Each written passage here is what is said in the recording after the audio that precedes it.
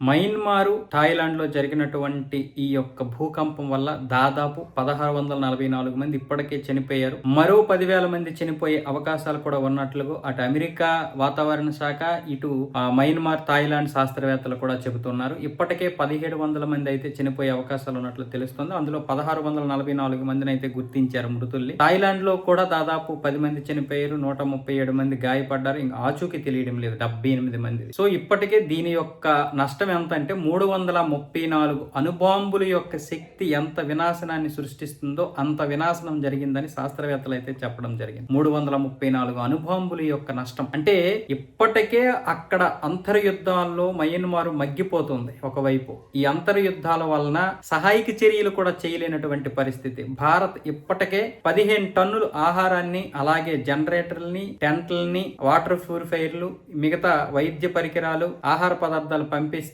అక్కడ సరైన విధంగా చేరుకోలేకపోయాయి. కాకపోతే భారత్ విమానం అయితే తొందరగా వెళ్ళింది. అక్కడి నుంచి ఈ అంతర్యుద్ధం ఏదైతే ఉందో సైనిక ప్రభుత్వానికి, తిరుగుబాటుదారులకి యుద్ధం జరగడం వల్ల, అంతర్యుద్ధం జరగడం వల్ల కొన్ని సహాయక చర్యలు అయితే చేయలేకపోతున్నారు. మన దేశంతో పాటు మరికొన్ని దేశాలు చేస్తున్నటువంటి ఆర్థిక సహాయం కూడా అక్కడ తొందరగా వెళ్ళలేకపోతుంది. ఆర్థిక సహాయం కాదు, ఏదైనా వస్తు రూపంలో సహాయం అయితే వెళ్ళలేకపోతున్నాయి. ఐక్యరాజ్య సమితి $50 లక్షల, అలాగే దక్షిణ కొరియా $20 లక్షల అయితే ఇవ్వడం జరిగింది. మన దేశం అయితే ఈ 15 టన్నులతో పాటు మరో 40 టన్నుల ఆహార పదార్థాలతో పాటు మరికొన్ని పరికరాలు కూడా వెళ్తున్నాయి. వాళ్ళకి కావలసినటువంటి పరికరాలు ఇంకా మరికొన్ని పంపించే ఏర్పాట్లు అయితే భారత ప్రభుత్వం చేస్తుంది. ఇప్పటికే చాలా వరకు అన్ని అయితే చేరుకోవడం జరిగింది. 15 టన్నులు ఇదైతే చేరుకున్నాయి.